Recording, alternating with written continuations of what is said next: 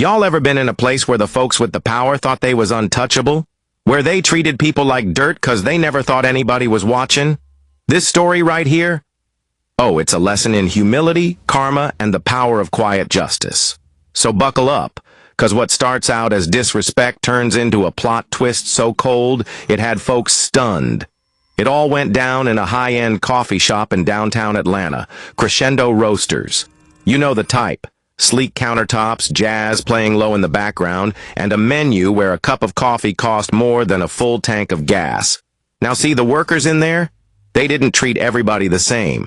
If you walked in with a suit and tie, smiles, compliments, perfect service, but if you looked regular, hoodie, jeans, maybe a tired face from working the night shift, man, they'd hit you with rolled eyes, cold shoulders, and straight-up disrespect.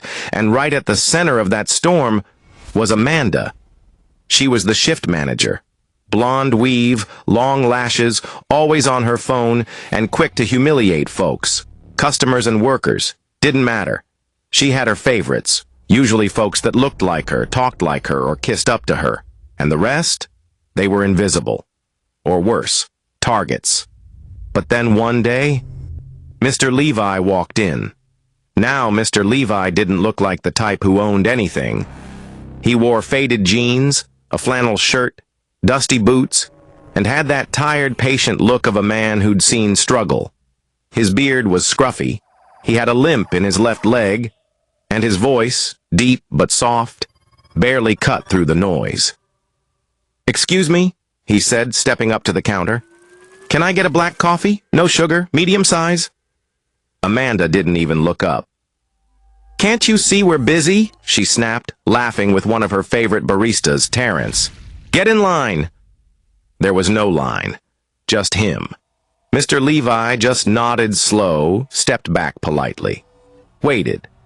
A few minutes passed, and when he stepped up again, this time Amanda gave him a fake smile so cold it could freeze the sun. "You know we got other customers, right?" she said, loud enough for everyone to hear. "This ain't the corner store." The place chuckled. Not everyone.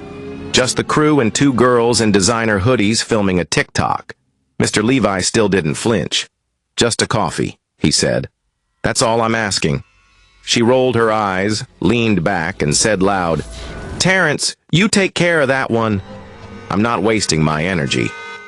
Terrence handed him a small cup with a tight grip like it hurt him to let it go. Mr. Levi said thank you, dropped a 20 in the tip jar, quietly, and sat in the back corner. Didn't say another word, just sipped, watched. Now here's where it gets wild. The next morning, a black Escalade pulled up. A man in a sharp suit stepped out, followed by 3 other executives. The staff snapped into fake professionalism. "Oh, hey! Good morning! Welcome to Crescendo!" Amanda fixed her hair, straightened her apron, and stepped up grinning like she was auditioning for a job on TV. "Welcome," she said, sugar dripping from her voice. "Can I help you?" The man smiled. "You already have," he said. "I'm Mr. Levi, owner and founder of this location, and 8 others across the city." The silence? Deadly. Terrence dropped a tray. Amanda's mouth hung open like a broken hinge. He stepped forward, calm as ever. "Yesterday, I came in dressed the way I grew up. Humble, quiet, unnoticed. I wanted to see how my staff treats people who don't look like money." He turned to Amanda. "What I saw was poison," she started stammering. "Sir, I didn't know." He raised his hand. "Exactly. You didn't know. And that's the problem. You treated me like less because I didn't meet your standard of worth. Not realizing the man you disrespected writes your checks." The room was silent. Then he walked behind the counter, pulled out a piece of paper. "This is your termination letter," he said, sliding it to Amanda. "Effective immediately. You're no longer employed here. And Terrence, you're suspended pending review.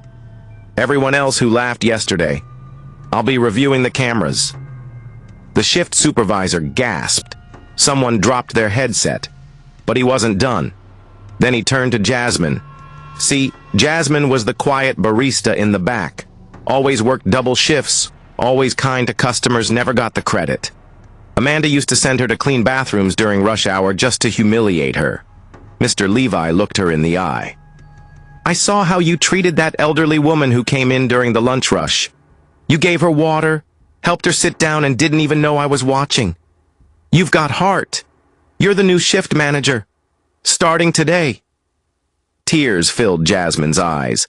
Amanda stormed out, yelling, You'll regret this. I have followers. I'll cancel you. Mr. Levi just smiled.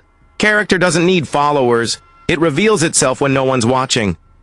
Justice, served, ice, cold. But here's the thing, family. A week later, something happened. Someone leaked footage of Amanda's outburst online. But not the original camera footage.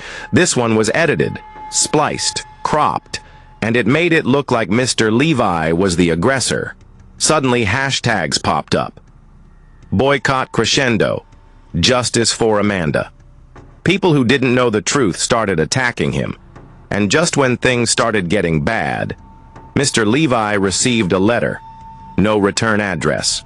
Just 3 words written inside. You're next, old man. And that is where things take a dark turn. Because what started as justice might now be revenge. Now listen. When we left off, Mr. Levi had just flipped the whole game on its head. Fired Amanda on the spot, promoted Jasmine, and exposed that high-class cafe for what it really was. A place where folks judged you not by your soul, but by your shoes. Justice had been served, but little did Mr. Levi know the war had just begun. Because Amanda, she wasn't the type to walk away quietly. See, what nobody knew was that Amanda had connections. Deep ones. Her cousin Crystal ran a popular online gossip blog called Viral TATL. And when Amanda came crying, talking about how she was humiliated, fired unfairly, and racially profiled, Crystal didn't care about facts. She cared about views. Within 24 hours, a twisted version of the cafe incident went viral. The footage was clipped up, edited slick. They blurred faces, cut audio, made it look like Mr. Levi had berated her in public. The comments section, a firestorm. Folks who didn't know the truth lit that man up. Old men like him think they can do anything. Power trip. She was just doing her job. Cancel crescendo. It didn't take long before protesters started showing up outside the shop. News crews pulled up. Employees were getting harassed online. Jasmine, the new shift manager, came to work in tears after someone followed her home. Mr. Levi watched it all unfold, quiet, calm, but behind those tired eyes was pain. You see, that cafe, it wasn't just a business to him, it was a second chance. A dream he built after doing 12 years behind bars for a crime he didn't commit. He got out, studied business while working warehouse jobs at night, saved every penny. That first crescendo opened on the same block where he used to sell newspapers as a boy, and now, after all that work, they were trying to tear it down with a lie. But Levi wasn't built to fold. He called Jasmine into his office. I need you to hold the floor down for a few days, he said, sliding a set of folders across the desk. We're not going to fight this with anger. We're going to fight it with truth. That same night, Mr. Levi drove across town, parked in a dark garage, knocked on a rusted steel door.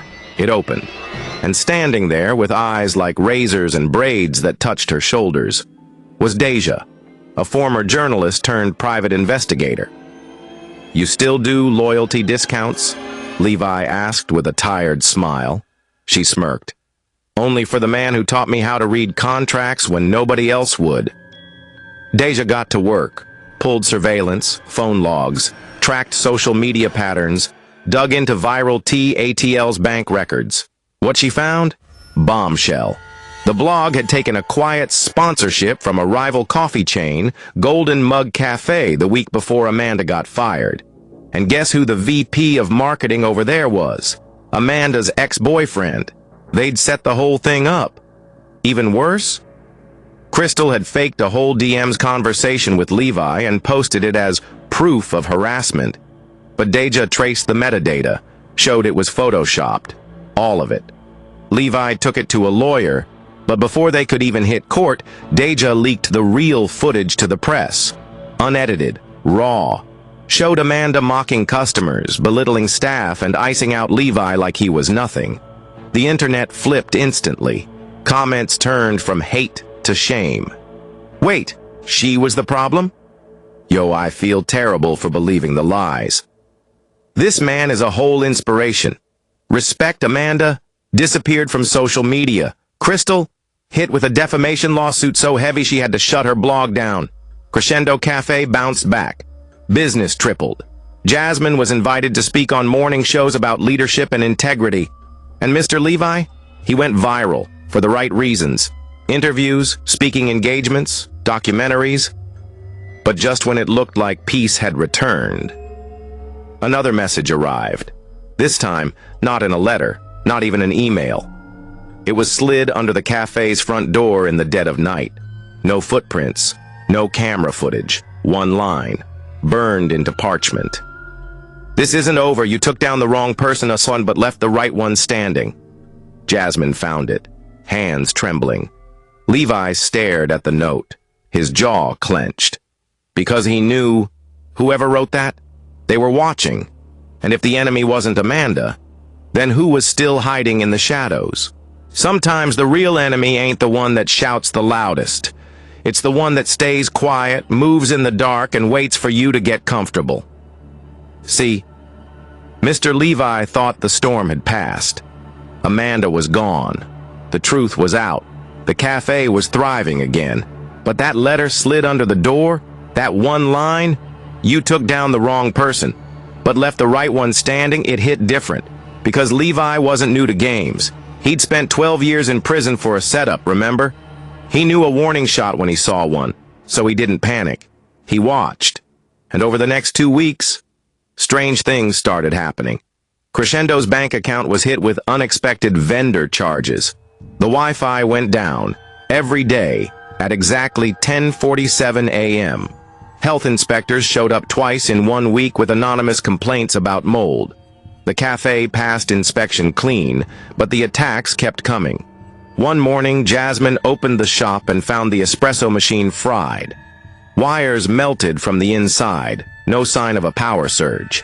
That same night, Mr. Levi's car was broken into, but nothing was stolen, except his notebook. The one where he kept handwritten notes about every employee, schedules, infractions, praise, warnings. Somebody wanted to know who he was watching, and then Jasmine disappeared. Didn't call, didn't show up for her shift, no texts, just gone. Levi tried her phone, straight to voicemail. He drove by her apartment. Lights off, blinds drawn, mailbox overflowing. It didn't feel right. He reached out to Deja again. "Find her," he said, jaw tight. "Something's happening."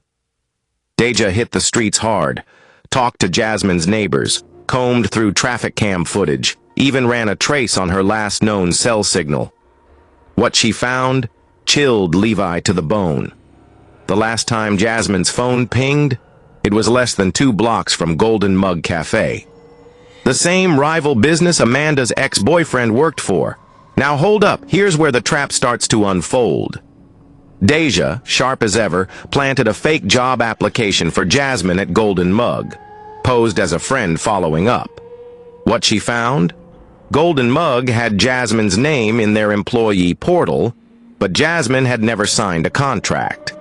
So how did they get her information? Remember that stolen notebook? Yeah. Somebody on the inside at Crescendo gave Golden Mug access. A mole. Levi went through his staff list, cross-checking every employee who had access to the back office. Only 5 had the security code. 1 had been out of town. Another was on maternity leave. 2 more were brand new hires who hadn't even been trained on the system yet. That left Derek. Now Derek was slick, quiet, always early, always respectful, kept his nose clean. But that's the thing about shadows. They hide in plain sight. Levi started watching the security footage, and that's when he saw it. 3 nights before Jasmine vanished, Derek stayed late. Said he was doing inventory. But around 11 p.m., he disabled the back cameras, just for 24 minutes. Long enough for someone to come in, or something, to go out. Levi brought Derek into the office the next day. "You ever heard of Jasmine?" he asked calmly. Derek smiled. "Sure, nice girl, quiet. What about her?" "She's missing." Derek's smile faltered. "Oh, that's crazy." Levi stared into his eyes. "You know anything about that?" Derek blinked. "No, sir." But Levi noticed the twitch. The way his foot tapped 3 times, then stopped. It was the same tell Levi had seen in interrogations back in prison. The kind people make when they're lying through their teeth. But Levi didn't accuse him. "Number." He nodded. "All right. Thanks for your time." Because when you're dealing with snakes, you don't strike first. You set the field on fire and watch who slithers. That night, Deja installed a GPS tracker under Derek's car. The next day, he drove to a warehouse on the outskirts of town. Stayed for 2 hours. When Deja followed up, that warehouse, it was owned by a shell company, and the managing agent listed on the lease, Amanda's ex-boyfriend. Levi's heart dropped. Whatever this was, it was bigger than revenge. Bigger than a toxic ex or a rival café. This was organized, a coordinated effort to destroy him from the inside. And Jasmine might be the key to unraveling it all. Then came the breaking point. An unmarked envelope arrived at the cafe. Inside was a flash drive. Levi plugged it in, hands steady. A video popped up, grainy, low-res, looked like footage from a basement security cam. Jasmine was sitting in a chair, hands tied, eyes swollen. A masked figure stepped into frame, distorted voice. "Mr. Levi," they said, "you built a kingdom, but kingdoms fall. You thought firing Amanda was the end. It was only the beginning." The figure leaned in. "Give us crescendo, or watch everyone you love disappear." The screen cut to black, and on the last frame was a countdown timer. 72 hours, no instructions, no demands, just the clock, ticking. 72 hours. That was the clock ticking in Mr. Levi's head as he stared at that last frame of the video. Jasmine, tied up, bruised, but alive. And somewhere out there, the people who did this were laughing. This wasn't just personal anymore. This was war. But here's what they didn't understand. Mr. Levi had already lost everything once before. His freedom, his name, his time. And when a man's already been through hell, he don't fold. He fights. They thought they were hunting prey, but they were messing with a lion. Levi called in Deja one last time. She brought the whole toolkit. Drones, burners, surveillance, backups. "I'm not just looking to find Jasmine," he told her. "I'm ending this. All of it." Deja's plan was airtight. She hacked into the warehouse's power grid, found the blind spots in their security cameras, traced burner phones linked to Derek, and pulled blueprints of the building. But the part that broke Levi the most? One of the voice distorters used in the ransom video. It had Crescendo's Wi-Fi network ID embedded in the metadata. That meant the video had been uploaded from inside his cafe. That meant Derek had sent it. The betrayal hit deep. Mr. Levi had taken that young man in when nobody else would. Gave him a job, gave him dignity. Derek had looked him in the eye, shook his hand like a son, all while plotting behind his back. Levi was silent for a long time. Then he said, "Tonight, we end it." By 11:30 p.m., Levi and Deja were parked 2 blocks from the warehouse. Levi wore dark clothes, no weapons, just a flashlight, gloves, and a heavy truth in his chest. They moved in through a side entrance Deja unlocked silently. Inside, the air was cold and damp. The walls smelled of oil and mildew. Then, they heard it. A muffled cough. They followed the sound, heartbeat to heartbeat, until they reached a locked room. Deja picked the door in 20 seconds flat. And there was Jasmine, barely conscious, but alive. Levi dropped to his knees, untied her slowly. She blinked through the tears. "They wanted to use me, to break you," she whispered. "I know," Levi said softly, "but they forgot. I already been broken once." He lifted her up, and that's when the alarm sounded. They'd been spotted. Footsteps echoed across the steel floor, men yelling, flashlights moving fast. Levi handed Jasmine to Deja. "Get her out! I'll hold them!" Deja froze. "You'll be killed." Levi smiled. "Not if they think I'm the only one here." She hesitated, then nodded, disappeared into the shadows, Jasmine over her shoulder. Levi walked toward the center of the warehouse, alone. From the dark emerged Derek, flanked by two masked men. "You really came," Derek said. "Didn't expect you to be stupid enough to walk into the fire." "No," Levi said calmly, "but I expected you to be arrogant enough to light it." Derek scoffed. "You don't get it. This ain't just about revenge. Amanda's people own half this city now. Golden Mug is buying out every small business in Atlanta. You were just in the way." Levi stepped forward. "Then why not just make an offer?" "Because people like you never sell. You get all noble. You act like your shop is a church, so we burned it down instead." But what Derek didn't know, the second Levi walked into that warehouse, Deja went straight to the police with GPS logs, camera footage, phone data, and that edited ransom video.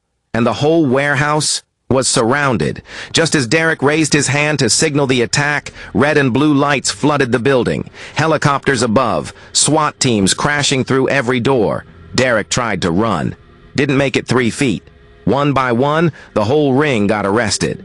Amanda's ex-boyfriend, caught trying to board a private jet. Crystal, found hiding in a hotel under a fake name. And the biggest twist of all, turns out Golden Mug's VP wasn't just targeting Crescendo. He'd been laundering money through his coffee chain using dummy vendors. And Derek? He was the inside man in 4 different local shops. They all went down. And Mr. Levi? He didn't just clear his name. He burned the whole corrupt system to the ground. 3 months later, Crescendo Café had its grand reopening. Bigger, stronger, community-funded. People showed up from all over the city. Black-owned business owners, former customers, even old rivals. Jasmine stood beside Levi, now co-manager. Deja, who never wanted praise, watched from the back, smiling to herself. As Levi cut the ribbon, the crowd roared. But just as the noise settled, a woman in sunglasses stepped forward, hands trembling. She handed Levi a sealed envelope. Inside was a single photo of Amanda sitting at a table in Dubai, and scrawled across the bottom in red ink, "If someone betrays you after you gave them everything, do they deserve a second chance or your silence?"